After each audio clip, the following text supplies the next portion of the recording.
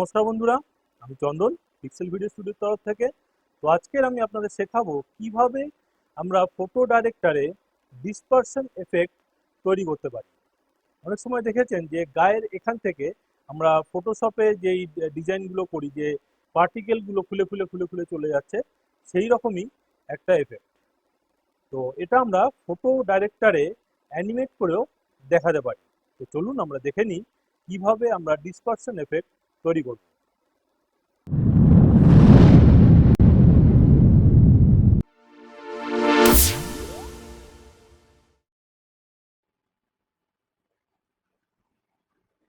তাহলে বন্ধুরা, আজকে আমরা ফটো ডাইরেক্টরে শিখব কিভাবে একটা ছবিকে আমরা ডিসপারশন এফেক্ট দিয়ে অ্যানিমেট করতে পারি।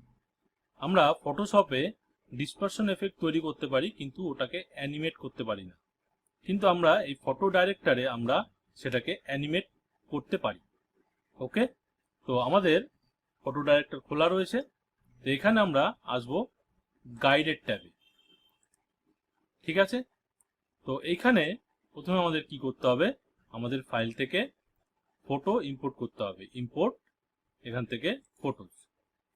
আমার থাম্বনেলে যেই ফটোটা দেখলেন সেই ফটোটাকে আমি এখান থেকে ওপেন করব। ঠিক আছে, এবারে ছবিটাকে আমি একটু জুম করে নেব। ঠিক আছে, জুম করে নিলাম। এইবারে এখানে আমাদের যে অপশনগুলো রয়েছে তার মধ্যে আমরা যাব অ্যানিমেশন এফেক্টে। ওকে, এখান থেকে আমরা দ্বিতীয় যে অপশনটা রয়েছে ডিসপারশন এফেক্ট, এখানে ক্লিক করব। ক্লিক করার পরে আমাদের এখানে একটা টুলস বার খুলে যাবে। এখান থেকে যে প্রথম অপশনটা রয়েছে যে ব্রাশ সেটিং, তো এখান থেকে আমরা এই প্লাস ব্রাশ সেটিং যেটা আছে এটা আমরা নেব। ওকে, এখান থেকে তারপরে কি করতে হবে, এর সাইজটাকে আমরা করব ঠিক। ওকে, এটাকে এখান থেকে ছোট বড় করা যায়। প্রথমে একটু ছোট করে নিলাম। এইবারে এখানে যে ফটোটা রয়েছে সেই ফটোটার উপরে এটা আমি অ্যাপ্লাই করব।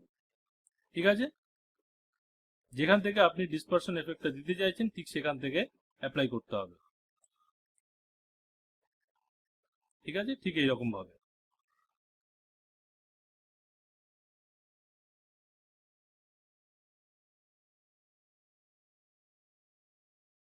হলো, এইবারে আমরা এটাকে করব অ্যাপ্লাই। যেই অ্যাপ্লাই করব অমনি সঙ্গে সঙ্গে দেখতে পাবেন যে এটা সম্পূর্ণ এর উপরে বা ছবিটার উপরে অ্যাপ্লাই হয়ে গেছে, কিন্তু এটা স্টিল রয়েছে। আমরা এটাকে করব অ্যানিমেট। আমরা একটু নিচে নেমে আসব। এখান থেকে আমরা এটাকে একটু বড় করি, ছবিটাকে বড় করে দেখব যে এখানে আমাদের যে পার্টিকেলগুলো রয়েছে সেগুলো গোল গোল রয়েছে, কিন্তু আমরা চাইছি একটু অন্যরকম শেপের। তো আমরা এখানে সেটিং এর আন্ডারে যে শেপ ট্যাবটা রয়েছে বা আইকনটা রয়েছে, এখানে আমরা ক্লিক করব। ক্লিক করার পরে এখান থেকে দেখতে পাবো যে কতগুলো এখানে শেপ রয়েছে। তো এখান থেকে আমি এই এখানে দেখতে পাচ্ছেন যে পাতার যে শেপটা রয়েছে এটাকে আমরা ক্লিক করব। ক্লিক করার সঙ্গে সঙ্গে আমরা দেখতে পাবো যে এখানে এফেক্টটা অ্যাপ্লাই হয়ে গেছে, কিন্তু এটাকে আমাদের কি করতে হবে, সাইজটাকে একটু বড় করতে হবে নিচ থেকে। ঠিক আছে, সাইজটা মিনিমাম এতটা সাইজ রাখতে হবে। ঠিক আছে, স্ট্রেচটা একটু বাড়াবো, তাহলে একটু ছড়িয়ে ছড়িয়ে যাবে। ঠিক আছে, ডেন্সিটিটা একটু বাড়াবো, ঘনত্বটা বাড়বে, ফেডটা সামান্য একটু বাড়াবো। ঠিক আছে, এইবারে আসছে ডাইরেকশন।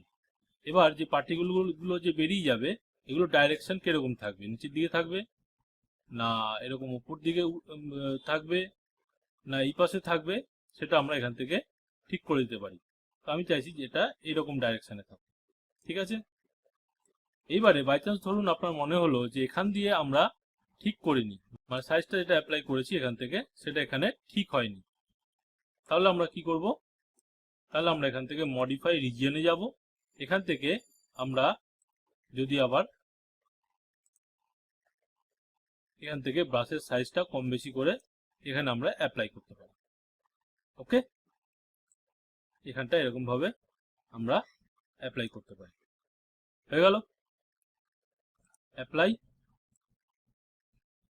এরপরে আমরা নিচে চলে আসবো এনাবেল অ্যানিমেশন। এটাকে আমরা যদি অ্যাপ্লাই করি বা চেক মার্ক দিই, তাহলে এখান থেকে কি হবে, এখানে আমরা অ্যানিমেশন করতে পারবো। আমি চেক মার্ক দিলাম, দেখুন এবারে কি সুন্দর এটা অ্যানিমেশন হচ্ছে। ঠিক আছে, এটাকে আমি প্রডিউস করে নিই অথবা এক্সপোর্ট করে নিই, করে নিয়ে আপনাদের ফাইনাল রেজাল্ট আমি দেখাচ্ছি। তো এবার আমরা প্রডিউস করে এটা কিভাবে প্রডিউস করতে হয় সেটা আমরা দেখে নিই। এখানে নিচে যে সেভ অ্যাজ বলে অপশনটা রয়েছে, এখানে আমরা ক্লিক করব। ক্লিক করলে আমাদের দুটো অপশন খুলবে, নিউ ফটো ফাইলস অথবা new video oblique GIF files. আমরা নিচেরটায় ক্লিক করব। ক্লিক করলে আমাদের সামনে এরকম ইন্টারফেস খুলে যাবে।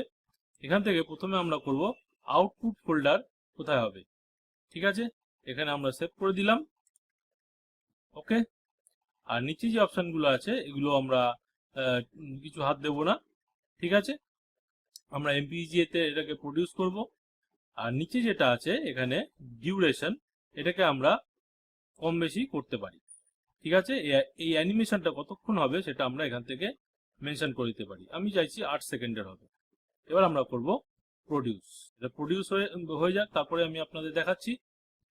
আমাদের প্রডিউস হয়ে গেছে। তো এবার আমরা চলুন দেখে নিই কি প্রডিউস হলো। ফাইনাল রেজাল্টটা এবার আমরা দেখে নিই।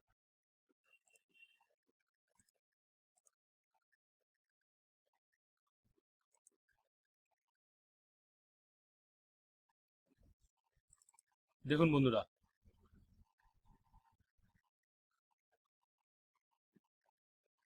তাহলে বন্ধুরা আজকের আমার এই টিউটোরিয়ালটা আপনাদের কেমন লাগলো? আশা করি ভালো লেগেছে।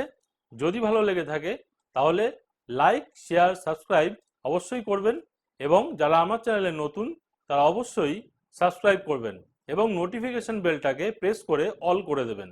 তাহলে আমার আপলোড কন্টেন্টগুলো আপনাদের কাছে অনেক আগে পৌঁছে যাবে। আর আমার এন্ড স্ক্রিনে এবং ওপরে আই বাটনে অনেক টিউটোরিয়াল দেওয়া থাকে, সেগুলো আপনারা চেক আউট করতে পারেন। তো আজকের মতন টাটা, বাই বাই।